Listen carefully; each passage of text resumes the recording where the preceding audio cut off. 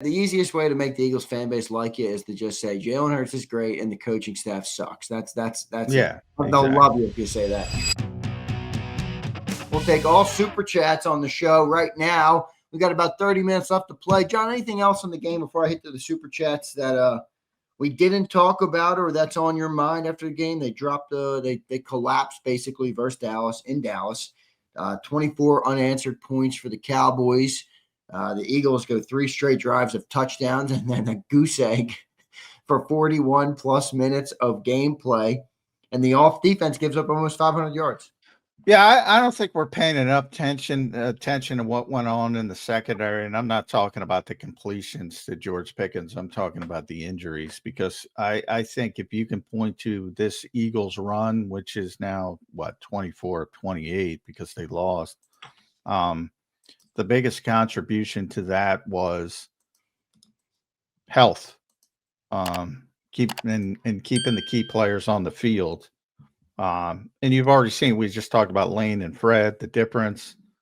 Now you're talking, you saw when, and these aren't even top tier starters for the Eagles, but you saw the difference when Adoree Jackson left, when Reed Blankenship left. Not the same, man. Not the same. Not even close. And now you add Drew Makuba.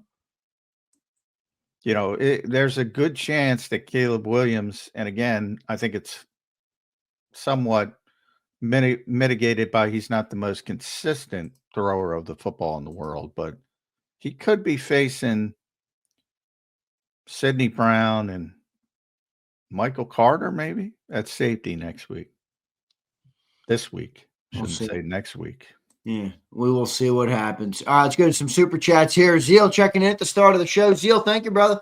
Penalties are killing this team. What are they doing to fix it? Over legislation is a poor excuse. Adapt. Well, I mean, it's not an excuse, number one. I'm just blaming the NFL for not labeling a penalty correctly. That has nothing to do with the Eagles. They obviously have to fix it. And this is the most, they've talked about this, the negative plays. That's been a big thing. Not only the pre-snap penalties, but also the negative plays in general is what kind of has gotten the offense askew, getting behind the sticks. So it's been a season-long problem. But yesterday it got to the point of the most penalties, I think in the Sirianni era, or it might have tied it.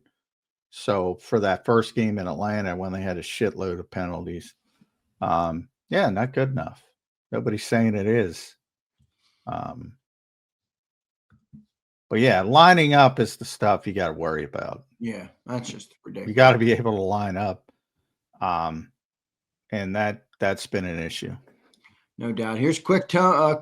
What's up, brother? Using me, but not using me. Tank Bigsby 2025. John, the Tank Bigsby campaigns are starting. That's amazing, by the way. Look, I'm the first to say that Saquon is having a bad year. Saquon said it himself, but you can't bench Saquon Barkley for Tank Bigsby. You can't even entertain, we're gonna give Tank 10 carries and take him. You can't do it. You got to figure it out with Saquon Barkley.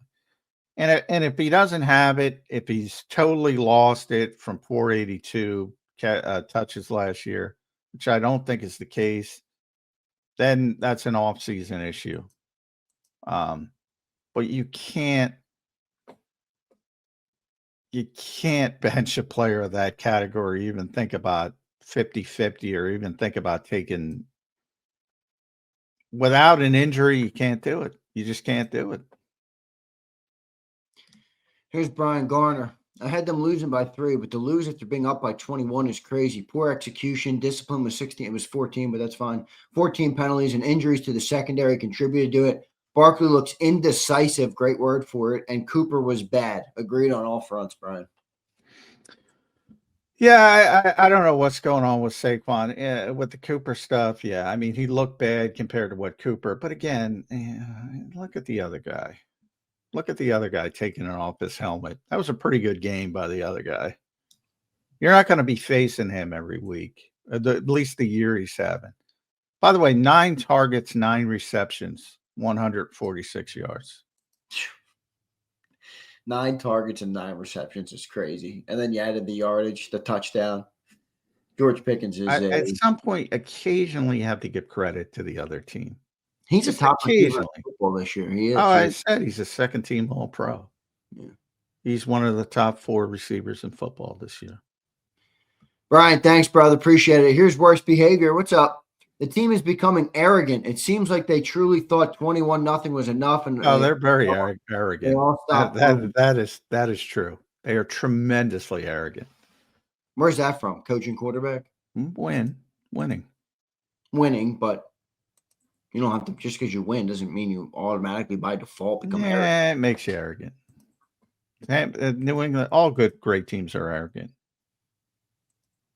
All right, there's good arrogance and there's bad arrogance. Is this becoming bad arrogance? No, I don't think so. They just think that they're better than everybody else. Well, they're not. They're not at all. They have been, but they got to get back to that. Shows what they can do. Yeah, I agree. Yeah. So, I mean, anytime you lose a 21-0, it ain't good. But yeah, I've talked about the hubris a lot. Very, very, Here's Dante. Dante says, did that shit. He's talking about Saquon and pass protection. Dante, I saw this come in when I said that. Did that shit last year too, Z. We just let it slide. Yeah, because he ran. No. He was above average in pass. Not great. There were very few running backs who were great, but he was much better in pass protection than last season than this season. Much better. Like, I've crossed over and say pretty consistently Jahmyr Gibbs is the best running back in football now. He can't pass block to save his life. It is a lost art for the most part with most running backs. There are a few guys who are good at it. I wonder how Javonte Williams is graded out because he stood up Nolan Smith on one of those plays. Well, he also got run over by Nakobe on one play. Well, Nakobe ran over who's the other dude Nakobe ran over recently? A couple weeks ago. Well, that's what I'm saying. There's very few. That's why I'm so high on Jeremiah Love who should be a top 5 pick even as a running back in next year's draft because he can do everything, including pass protect, which is bizarre to me. Because nobody in college can pass protect. It shows you the power of Nolan. Nakobe Dean destroys Javonte Williams. Nolan gets stood the hell up. Well, that's what I talked about, the splash plays with Nakobe, because that's what everybody's going to look at, and that's the highlight. But there are also 2 or 3 times when he did get held up. Fair enough. Dante, thank you, dude. Here's Pumper. I believe Saquon Barkley needs to be investigated for gambling on his unders. He's dancing so much and conveniently slipping in the clutch. Well, he is slipping a lot. So much, dude. It feels like every time he cuts. Yeah, maybe Pumper's on it. 3rd and 2 to the end of the game. I'm surprised more people haven't gone. Should have had the first down on that. I'm surprised when things are bad, honestly, that more people don't go the stupid conspiracy betting route. You know what? Those aren't really conspiracies anymore, John. Well, I was going to say the NFL opened that up themselves, and other sports, not just them. They shouldn't have allowed it, but they did. Now they are where they are, so they deserve it. But I'm surprised. All I'm saying is I'm surprised more people don't do it. Paul, appreciate it. Here's Mesmerized. What's up, brother? Member for 11 months. Thank you, my man. So what's your feel for the team the rest of the way, JMac? Another collapse incoming or a silver lining somewhere? Good question. No, it's going to be fine. Look at the schedule. It's going to be fine. That's a really difficult place to play. Dak Prescott hasn't lost a division game in Arlington since 2017. I think he's 22-2. 6 or 7-1 against the Eagles. Yeah, it's impressive. But it's a really difficult. I think the biggest thing going for the Eagles, John, is the lack of competitiveness around the NFL right now. I don't really see a dominant. The Rams are damn good, but People. Well, I mean, I do think the Rams are better than the Eagles, but and even though it was fluky that the Eagles did beat the Rams, I mean, you have to add that into the equation, even though I think the Rams outplayed them. And right now, if I were to pick that game, I would think the Rams would win it. But the good news is there is, 6 games to go. The goal isn't to play your best.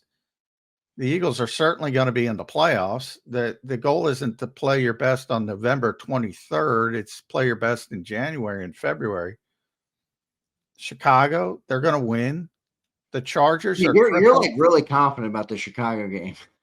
Yeah, a little less only because of the secondary, but I just don't think it's a good football team. I think they're better. I shouldn't say they're not a good. They're good. They're not great. They're not in a position to where they can play with the top tier teams.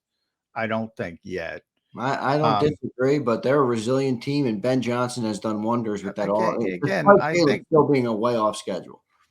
I think you're going to see the inconsistencies of the quarterback. Now, he will make splash plays, but I think you're going to have to be singing a different tune after you see him play a full game.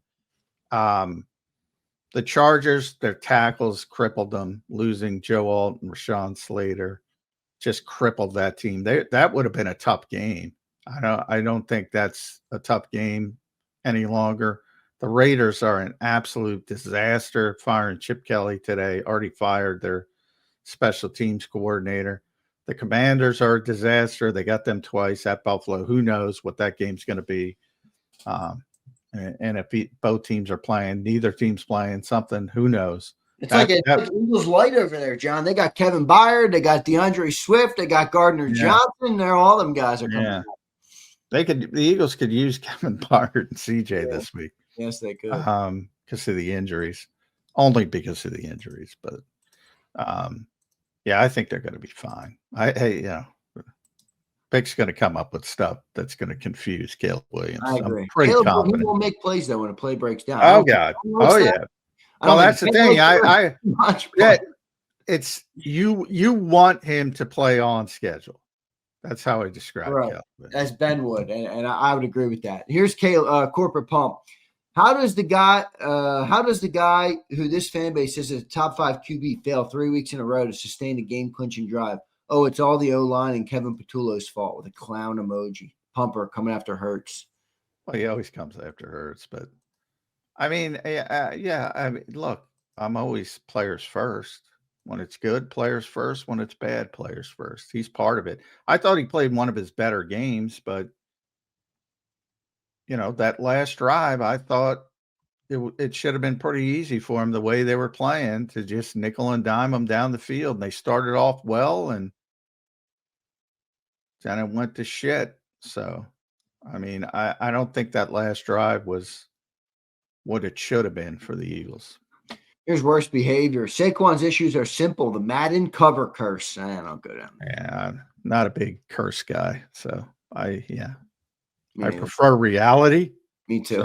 So. Here's Pumper. We dropped 21 points in the first half. Then we didn't score a single point in the second. But, we can absolve the QB because he's handsome. Jalenite logic. What the fuck does that even mean? I think he's talking about the chat there, Johnny Mac. Yeah. No. Yeah. All right, I agree. I guess I agree. I don't think he should be absolved because he's handsome. So I agree. All right, we got like 5 pumpers in a row. Get ready for them. Here's Pump. I hear no one mentioning the fraudulent play of Jalen Hurts and someone who has ducked the smoke, Missy effing Elliott, another clutch miss. Well, I will say this. He started off perfect. Last 5 games, he's missed 3. Well, I mean, look, he's got I think his deficiencies as a quarterback are well documented. And I think he played pretty well yesterday overall. But you don't win, and that's what happens. That's kind of his point, Pumper. He loses a game and people give him shit, even though the numbers are good. The numbers were good. No turnovers again. Completion percent 27 of 39, 289 yards. The numbers are good. They didn't win the game. They can't run the ball. Pumper says, JMac, why even bring up that QB stat for the Bears? Like, buddy, we employed Tamagotchi Hurts. What confidence does he elicit? Old man River Hurts. What stat did I even bring up about the Bears? I don't know, John. I just laugh at Pumper and all these playing against quarterbacks. Listing the quarterbacks you won against is not a stat.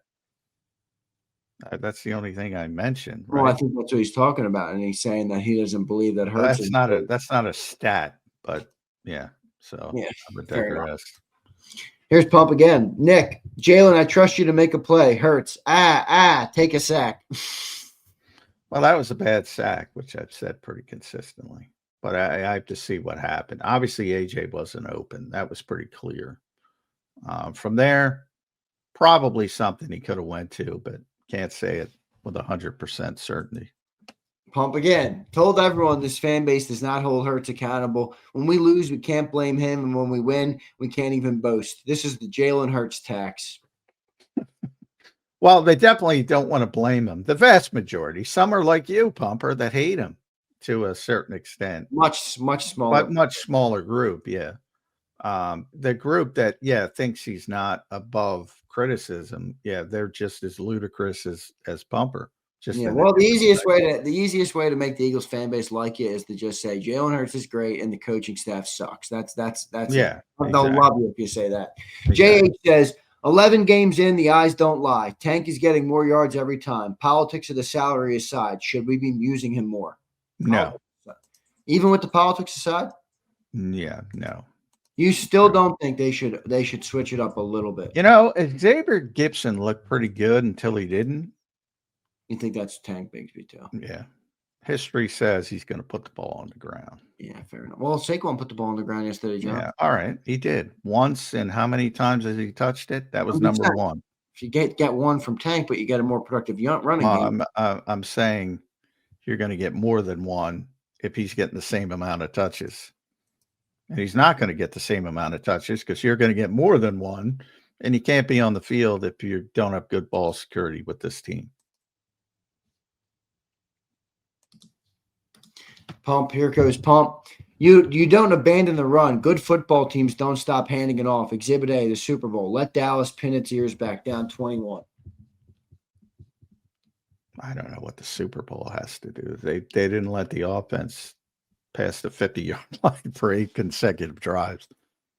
I don't understand people's not understanding the concept of the defense dominated that Super Bowl, so it didn't pretty much matter anything else. The offense played well because the defense dominated. They threw the ball, they ran the ball.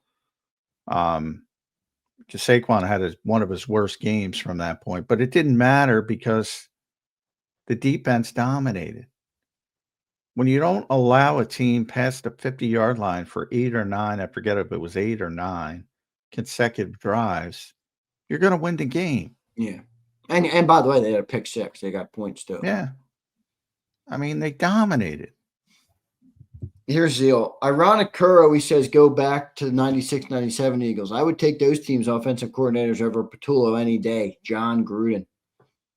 Yeah, I mean, look, I don't think John Gruden would like coaching this offense with Jalen Hurts. Well, he's certainly not going to be a coordinator, John, at this stage. You're going to have to make him the head coach. But, yeah, all right. I get it. Like Kevin's the scapegoat. It's the way it works. I get it. And here's Pump. So TB12 highlighted pregame the Cowboys using more 5-man fronts the last weeks, and then Landon mentions postgame they were surprised. Oh, brother. It's a fair point. I think, I think that's one of those things where. Isn't that just preparation? Don't you watch the game tape of your opponent from the game? Well, yeah, it's preparation more than anything, but I think it's one of those things where people take what players say like it's, you're in front of Congress, and even people lie in front of Congress, you're under oath.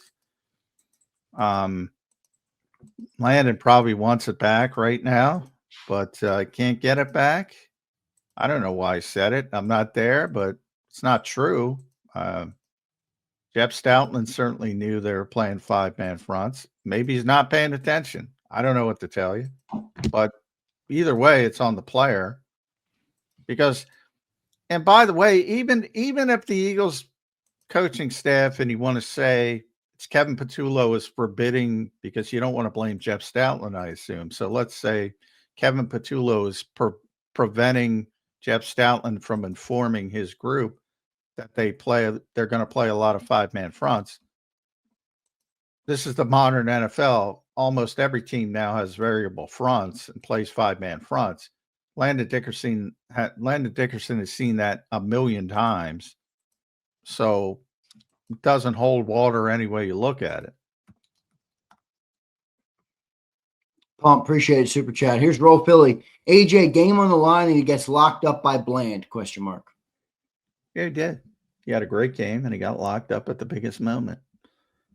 He did. You know, again, sometimes you got to give the other player some credit. Yeah, they also did blanket over the coverage on there. It wasn't just Bland. They dropped the linebacker was bleeding that way as well. That's why Hurts didn't want to throw the football. And you know, the Eagles may have been, and that's because it's 3rd and short. Most teams are going to think that that's going to be man coverage, because it's really difficult to stop 3rd and 2 in zone coverage.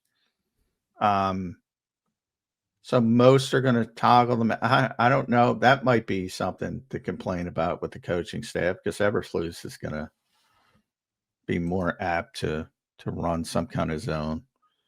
So maybe that's something to blame on the coaching staff, but I got to look at that play again.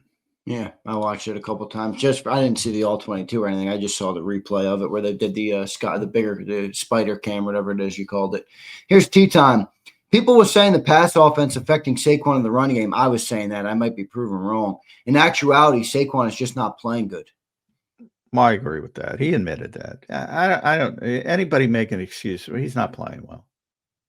I don't think, I think it's fair to point out the offensive line is not nearly what it was last season, but he's not playing well. He's not. It's okay. The sun will come up tomorrow. Doesn't mean he can't figure it out. But this is the Giants, Saquon Barkley. So, there's going to be a game or two where he breaks out and has decent games. And there's probably going to be more of this. Hopefully some of his better games are going to be in better moments, but it's not going to be like last year. They're not capturing that lightning in the bottle. I agree. Pump says, matter of fact, Zander was right last night. We owe it to LeBron, Ramon, James for Saquon. I did not say that, Pump. You be spewing these narratives. This is all on LeBron. I just brought up the slipping. I said, I think he wears those LeBron cleats. That's all I said. Oh, it's all on LeBron's cleats. All right. Hey, you're slipping a lot. He is slipping a lot. Maybe they want to go back to the laboratory, get some better cleats. Probably a shoe deal, though. Can't do it. JMac Israel says, this offense beat themselves. Do you think we would commit this many penalties and fumble the ball twice in the fourth again? If no, then Super Bowl. All right, Nate, pump the brakes there, my guy. But appreciate the comment. Well, I definitely don't expect them to fumble. I mean, they don't fumble a lot. And that's the first fumble of the year for. But the fumble didn't even impact the outcome of the game. No, Saquon. But still, I'm just saying in general, I don't expect him to fumble. Gibson, I expect to fumble. And that, again, maybe he got hurt too on that play, by the way. So maybe I'll have to go back to Jahan Dotson or elevate Britton Covey. And at least you have the ball security part of it under control. Here's Pumper. Yes, it's all preparation.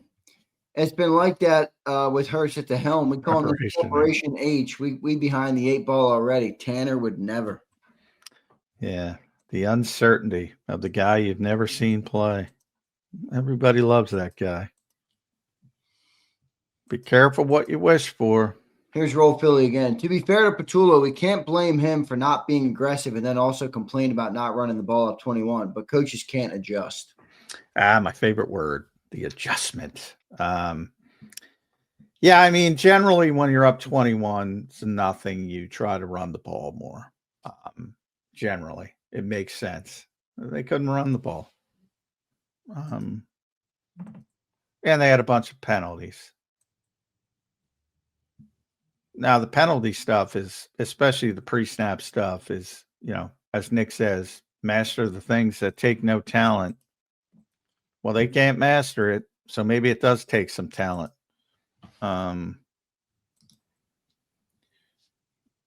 They've been talking about it all year, and they haven't fixed it, so that's a fair criticism. John, do you have any criticism to go around for Kevin Patullo today? Sure, plenty. Right there. I mean, he's part of it. Why can't guys line up?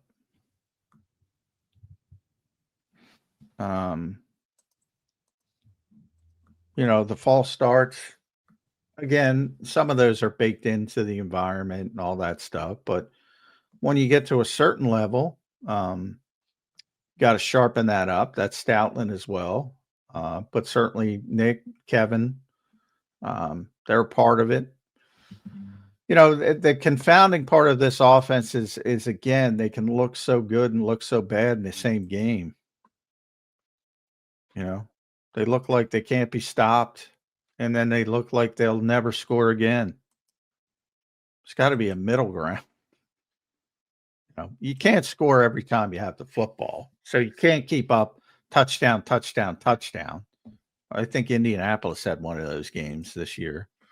You can't just have 8 drives and all touchdowns. And if it does, it's, you're probably playing one of the worst teams in the history of football. But yeah, I mean, the down parts are just so down. It's hard to explain. But ironically, I think the Tampa Bay half was worse than this half. The Rams half, so it was the first half against the Rams, second half against Tampa. Those two halves were actually worse than the second half in Dallas yesterday, because they did move the ball a little bit in the second half a few times, and they kept shooting themselves in the foot with the penalties. So, but that's all of that is framed on that they are too conservative. They are very risk averse. That's not going anywhere. But yesterday I would point to the shooting themselves in the foot being a bigger deal than the ineffectiveness like it was earlier in the season. Second half Tampa Bay, first half Rams, which was just god awful. Fair enough. John, we made it to the end of the show. An overreaction Monday. We got a short week with a game on Friday and Thanksgiving on Thursday. You got the Bears coming up. They are 8-3, and the Eagles are 8-3. It's going to be an interesting matchup on Friday. I think it's going to be a little closer than you do, JMac, but we will see what happens in that football game. Your final thoughts here on an overreaction Monday, John. The Eagles' biggest collapse since, I think someone put out, was it Andy Reid? 1999, yeah. Since 1999, the biggest collapse. Biggest collapse of the century. For the Eagles. Wow.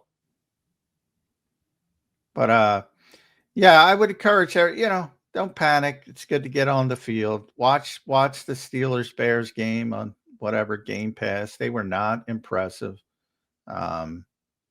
If that were Aaron Rodgers, Steelers probably win. Kenny Gainwell had an awesome game, by the way. I wouldn't be fearful. They'll be fine. Eagles will be fine. You got more confidence than I do. John, good stuff, man. Appreciate you doing it as always today. Good show. And we will talk to you tomorrow. What's on the? They're off today, right? Yeah, I know they got a short week. Yeah, I don't even have the schedule yet. So, but obviously they're going to be out there. It's short week. They'll be out there Tuesday, Wednesday, Thursday. It's Thanksgiving. They'll do a quick Nick will probably walkthrough speak today, Friday. right? I do Zoom. not believe he is. I think he's going to talk tomorrow, but not 100%. Normally, I thought he spoke on Mondays, even Well, he does, but because right. it's a short week, they he'll shift push it. things.